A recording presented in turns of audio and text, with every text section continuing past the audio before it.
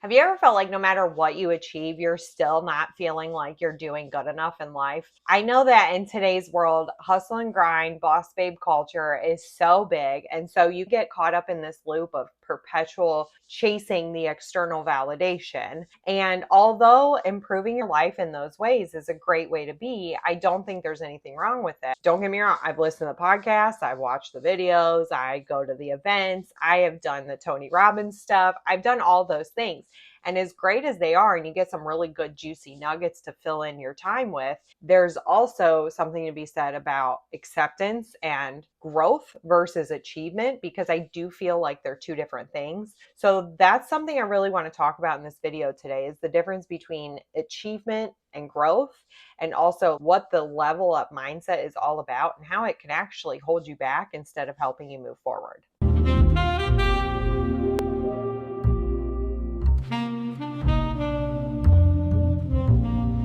So, the first thing I want to talk about is the illusion of progress. When we talk about achievement, we're talking about external milestones such as getting the job, getting the car, making that big sale that can change your life. And although those things are super cool, I think that there's a confusion that needs to be delineated here. Where are we talking about external achievements? That I think these are things that make me feel validated and successful, versus true growth, which I think is quieter, right? Those are like, that's like self-awareness, nervous system regulation, emotional regulation, and setting better boundaries with people. These are all things you're going to feel more than you're going to see outwardly. So an example of this is, let's say you land that high ticket job. It gets you the money, it gets you the car, and it's getting you all of those 3D milestones that you wanted to achieve. However, you don't learn to set boundaries. You're still caught up in perfectionism. You're caught up in anxiety, the same emotional loops,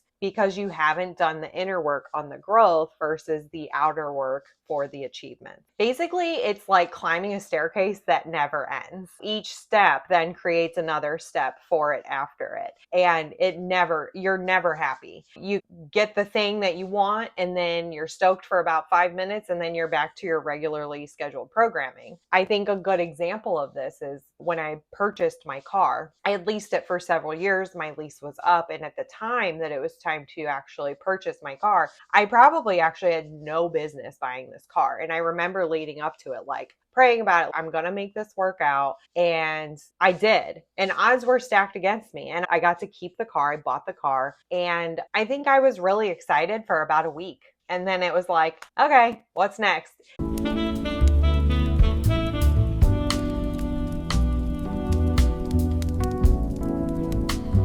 If we are always focusing on getting to the future, then we're being pulled out of the present moment. This is where I'm going to plug one of my all-time favorite books. You could say I treat it as a Bible. I do read it every single morning. I make lines in it, and I bookmark it, and I dog ear it. I do all the things. But it's The Power of Now by Eckhart Tolle, and I'll include a link in the description if you guys want to check it out. But a key discussion throughout this book is that if you're not living in the present moment, it leaves you either constantly being in the past and depressed and resentful about things not going the way you wanted, or people not treating you differently, or being resentful about your situation, or it leaves you in the future wanting, grabbing, always wanting more and more. How can I fill this void with things that I want? I can get the house or the job or whatever. That being said, I think when you're looking in the future, you're constantly creating this endless gap between where you're at and where you want to be, which leads you to feel unfulfilled ultimately. What this means is you're living in a consistent rat race that you are perpetuating all by yourself. Doing this not only makes you feel like you're always behind, but it's going to make you feel bad about yourself, because you're constantly comparing you to all of the people on the internet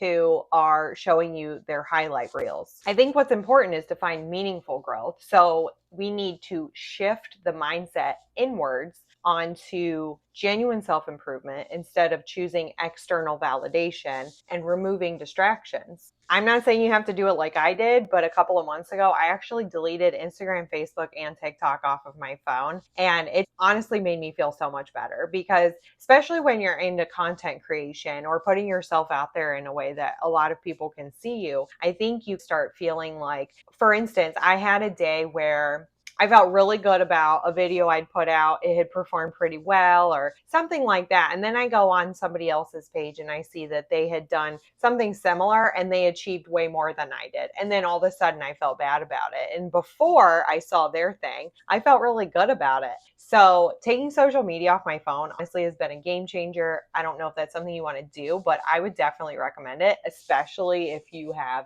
ADHD. I've never been diagnosed, but I do have a lot of traits and characteristics of it. And I have found that my brain already has enough things going on inside of it.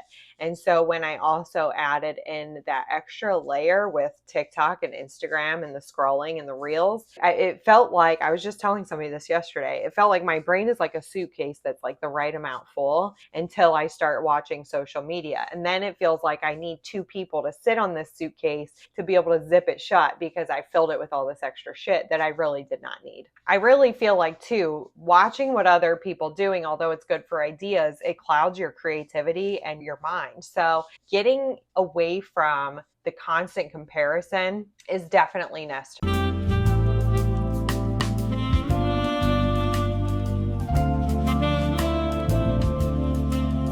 Something else that I found game changing is redefining success. What I mean by this is I feel like, and I've said it over and over, we get so caught up in thinking we want these things because we see other people having them. So instead of doing that, I started matching my definition of success with things that I found important to my time. So for instance, I have a great morning routine where I wake up and I have my coffee while I journal for my morning pages. I will meditate. I go for a 4-mile walk. I do some stretching. I take my time getting ready for the rest of my day. With past jobs, that wasn't an option for me. To me, I find that successful because now I have the time throughout my day to treat myself the way that I know works best for me emotionally, physically, mentally. Something else, I've worked in the world of real estate for a really long time. So for me, being able to put my phone on do not disturb for an extended period of time was also a huge deal. And that goes with also setting boundaries. I've gotten much better with setting boundaries with clients or how I want to spend my time. If I don't want to do something, then I say no. I think for me too, being that I can be a little scatterbrained, I have a hard time focusing sometimes. I have a multifaceted selection of interests and I like to do a lot of different things. Sometimes those things require varying levels of energy. And so now I'm able to work around my energy and how I'm feeling within my day instead of forcing myself to have this intense morning routine because Alex Hermosi does or whoever. I think that spending your time the way that you find valuable is more successful sometimes than having the sexy car or the house.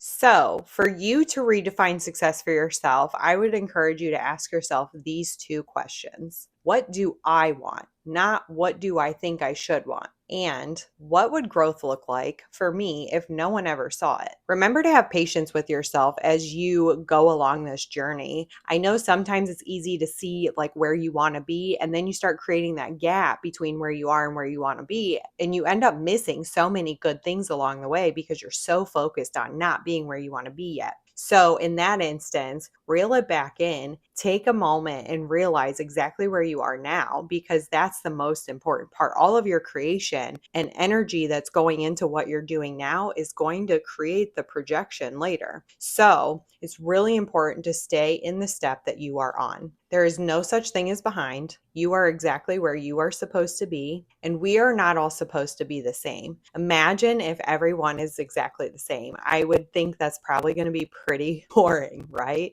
The journey for me was where I realized that it's okay that I don't fit in these boxes that have been created for all of us. If I was still looking outward to where I am not yet, I would have missed that. So I hope you found this video helpful. If you wouldn't mind, drop in the comments below what resonated most with you, because I know for me, this has been like my past 5 years or so, or 6 years of just like this constant loop of self-perpetuating self-help. And once I realized what I was doing, my life really changed substantially. So drop it in the comments what resonated with you and what else would you like to see me making videos about. I am here for my community, and I I want to offer my seeds of wisdom for you. So, if you found this video helpful, be sure to check out this video.